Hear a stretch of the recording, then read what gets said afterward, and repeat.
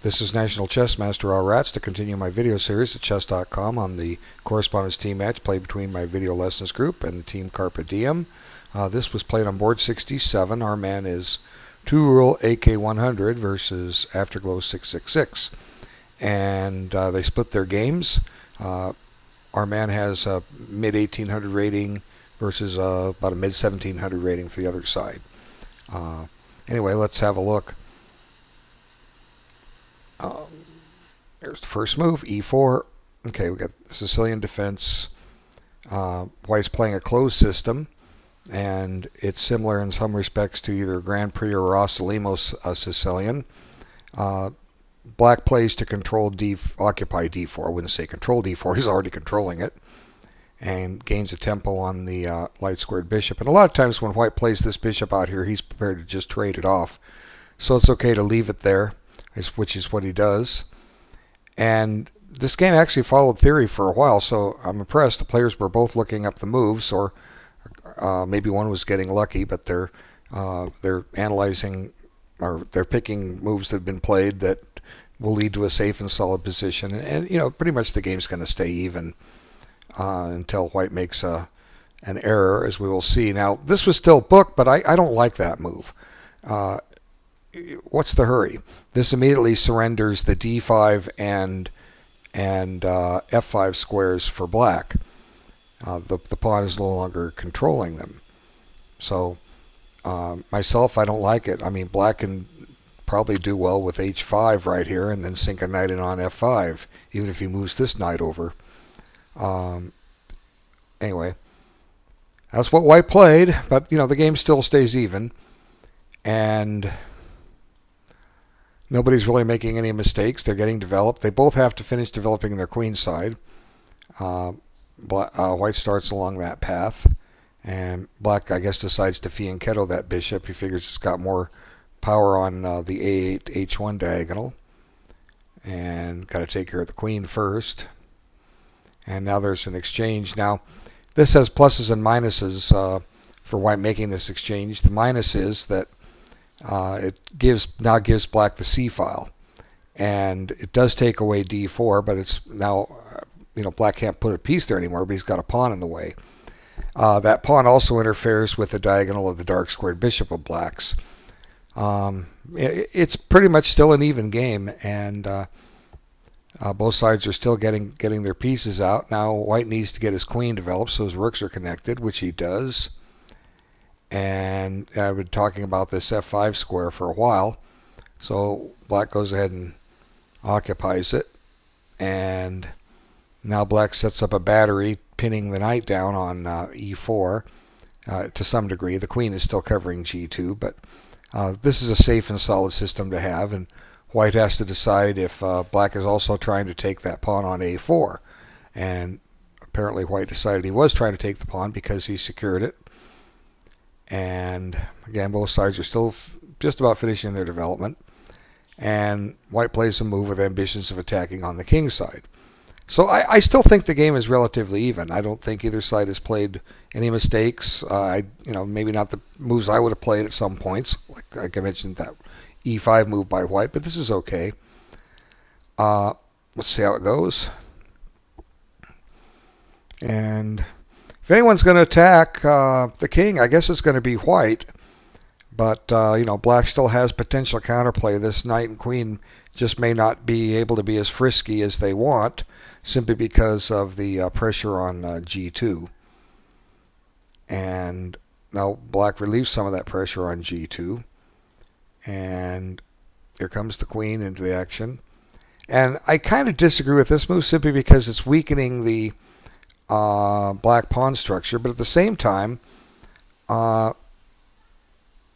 maybe he was afraid of h2 coming under attack. Let's see. Well, this queen can't really get to h4. The knight could go to g5, and that would menace h7 to some degree, but h5 just almost is asking for it. It weakens g6, and we'll see what happens. Okay, now black offers a trade. That bishop really wasn't doing White much. I'm not sure if that was the best choice, but It also is trying to undermine the c2 square, so it probably can't be bad.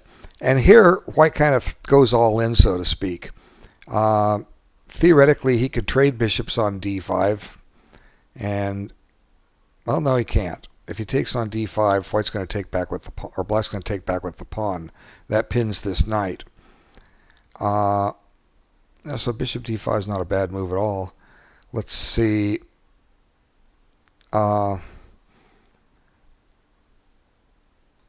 This pawn is going to have some problems. So white goes all in with g4, and at least, he's got play against this knight. And black sinks it in on e3. He's willing to give up a pawn because he knows he'll get it back.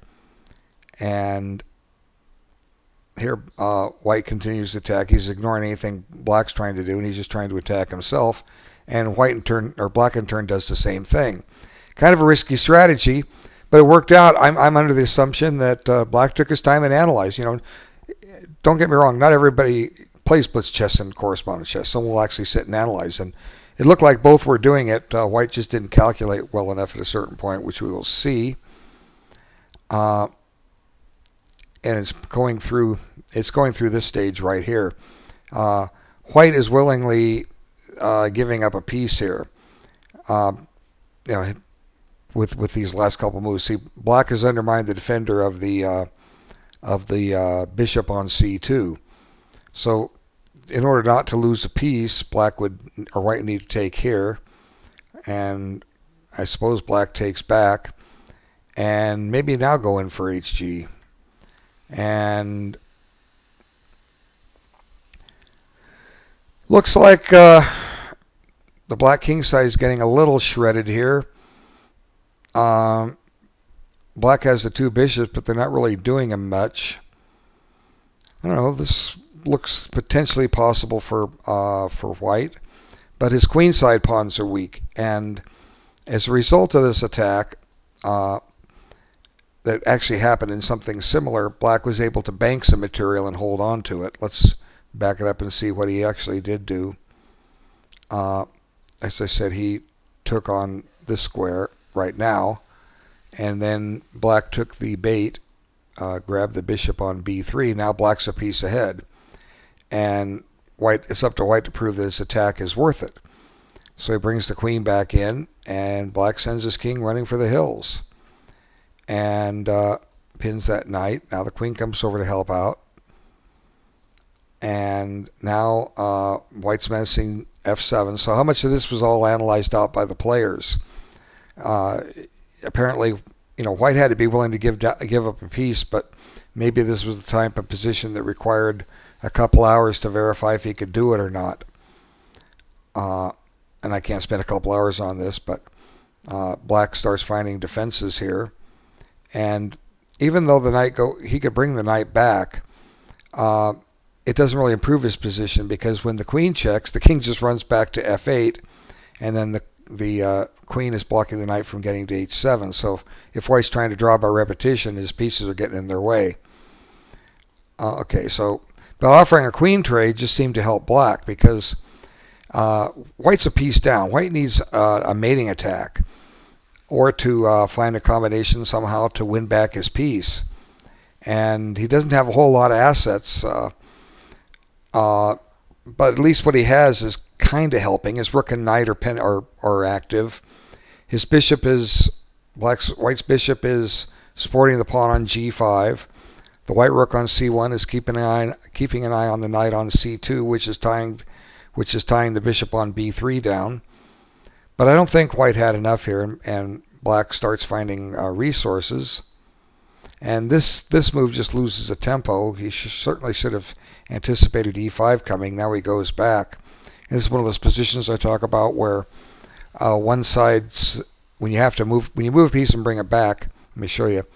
What white is basically saying here is, I don't want to move. It's my move, but I don't want to move. I'll make a deal with you, black. I'll give you 2 moves in a row as long as your first one is e5. And that's exactly what happens here, because now it's black's position. Black's move in this position. So let's just do a little flick back to when he played bishop f4. See here's the move. Here's the position after Black's 31st move. Black's position is changed just by the pawn going up, and now it's Black's move, as before it was White's move. So the game quickly ends. G6 is ready to fall, and White tries to counter the f5 square, but Black just shoves that pawn, and White's essentially down a piece with no play and resigned. Let's back it up. Did White have anything else other than bishop f4? Well, e5 is coming. You could restrain it with rook f1. Oops, it's not quite where we want to be. Wait a minute. Why isn't it letting me play rook f1? Oh, it's because it's Black's move. That's why. Okay, rook c8. Okay, rook f1 would restrain e5 because f5 would fall. But it seems to me that White is just doing fine here. Black's just doing fine. Knight e3 can be played. Pawn takes, or bishop takes, pawn takes. You can't take back on e3 because of a pin. Although maybe you can do that. Let's see. I'll show you what I mean. Now White can throw this move at Black, and I don't think he can survive this. Just you don't want to take the knight and give White those monster pawns. Although maybe they can be blockaded. Just simply king up, give up the material here, because you're going to win this rook back here, and I think you're going to win it for free. If you defend it this way, f4 comes in. That would seem to win it for free. And if you defend it laterally with rook f3, these bishops are going to be strong. Bishop d5, and if the rook runs away, then you get f4 in. There it is. So there probably really wasn't much White could do. White sacrificed a piece, and his attack just didn't work. So we give him a A for effort. I thought it was well played, and 2-roll AK100 came out on top. Anyway, thanks so much for your time. I'll get some more made. All right, at the moment, YouTube's not accepting my uploads, but it will eventually. Thanks so much.